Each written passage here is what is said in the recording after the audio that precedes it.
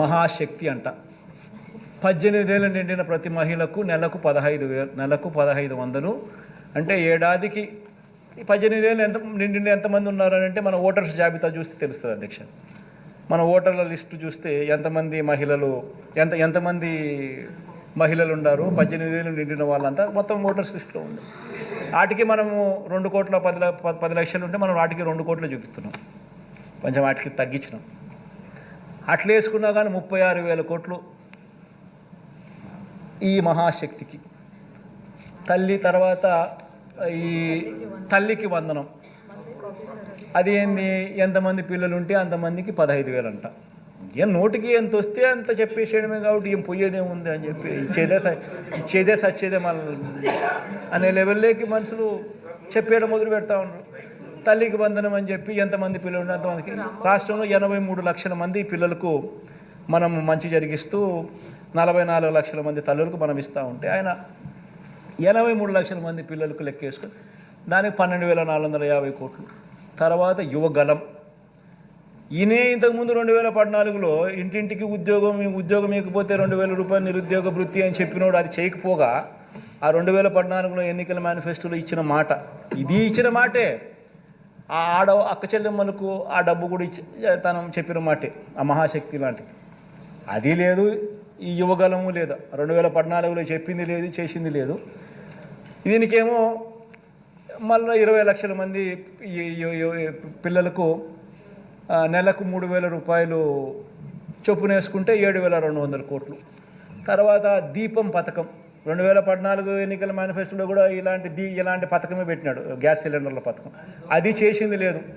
అది చేయకపోగా ఇప్పుడు కొత్తగా ప్రతి కుటుంబానికి 3 గ్యాస్ సిలిండర్లు ఉచితమని చెప్పి మళ్ళీ పెట్టాడు, దానికి 4,600 కోట్లు. తర్వాత అన్నదాత అని మన రైతన్నలకు మనం 13,500 రైతన్నలకు ఇస్తా ఉన్నాం. మనం చెప్పింది రైతన్నలకు 12,000 ఇస్తామని, కానీ మనం రైతన్నలకు చెప్పిన దానికన్నా మిన్నగా 13,500 మనం ఇస్తా ఉన్నాం. ఆయన రైతులకు రుణమాఫీ చేస్తాను అని చెప్పి మొత్తం 5 ఏళ్ళకు కలిపి 87,612 కోట్ల రూపాయలు ఎగరగొట్టి ఆ 5 సంవత్సరాలు కలిపి ఆయన 15,000 కోట్లు ఇస్తే మనం ఇప్పటికే ఈ ఒక్క పథకానికే దాదాపుగా 30,000 కోట్ల పైచిలుకు 33,000 కోట్లు మనము ఈ రైతు భరోసా కింద మనం ఇప్పటికే ఇచ్చేసాం రైతులకు. అలాంటి పథకానికి కూడా మళ్ళా అప్పుడు 13,500 ఇవ్వడానికే రైతులకు మనసు రాలే. ఇప్పుడు దానికి పోయేదేముందిలే అని చెప్పి 20,000 అంటున్నాడు. దానికి ఇంకొక 10,000 కోట్లు, 11,000 కోట్లు, అంతా కలిపితే 73,000 కోట్లు.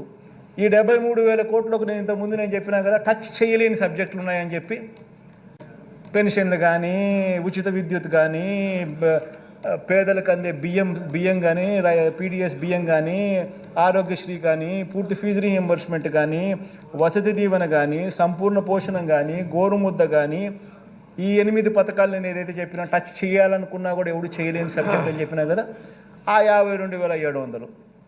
ఈ 73,440 కోట్లకి 52,750 కోట్లు కలిపితే 1,26,140 కోట్లు సంవత్సరానికి.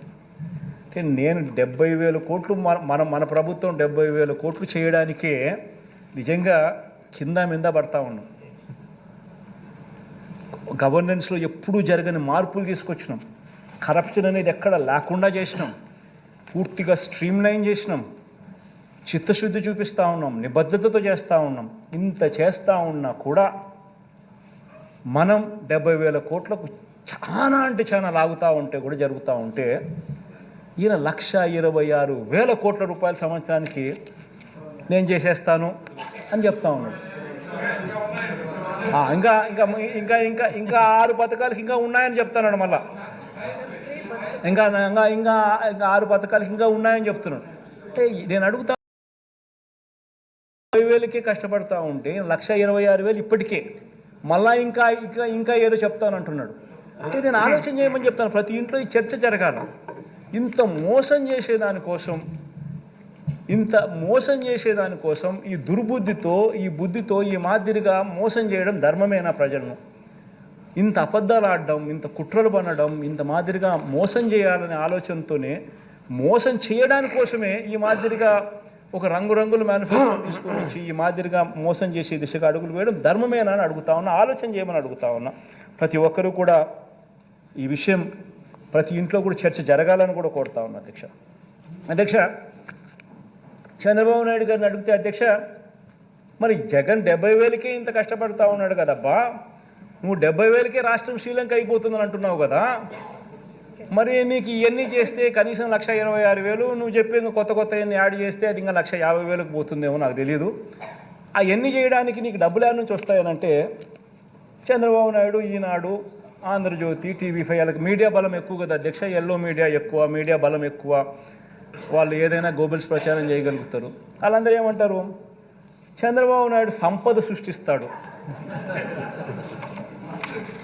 ఆశ్చర్యం అనిపిస్తుంది అధ్యక్ష, చంద్రబాబు నాయుడు సంపద సృష్టిస్తాడు అని అంటాడు.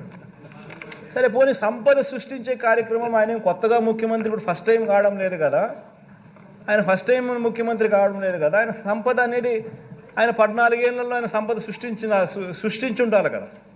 సో 3 సార్లు ఆయన ముఖ్యమంత్రి అయినాడు. సో 3 సార్లు ఆయన ముఖ్యమంత్రి గతంలో పనిచేసినప్పుడు ఆ గత ట్రాక్ రికార్డులో ఏ మేరకు ఆయన సంపద సృష్టించినాడు అని కూడా ఒకసారి చూస్తాం అధ్యక్ష. ఎందుకంటే అందరికీ, ప్రజలందరికీ కూడా ఈ సభ ద్వారా ప్రజలందరూ కూడా ఇదంతా కూడా చూడాలి. ఏ మేరకు ఆయన 14 సంవత్సరాలు ముఖ్యమంత్రిగా ఉన్నప్పుడు 3 పర్యాయాలు ఆయన ముఖ్యమంత్రిగా పనిచేసినప్పుడు ఏ మేరకు ఆయన సంపద సృష్టించినాడు, ఎందుకంటే అప్పుడు కూడా ఎప్పుడు అది కూడా చూద్దాం అధ్యక్ష.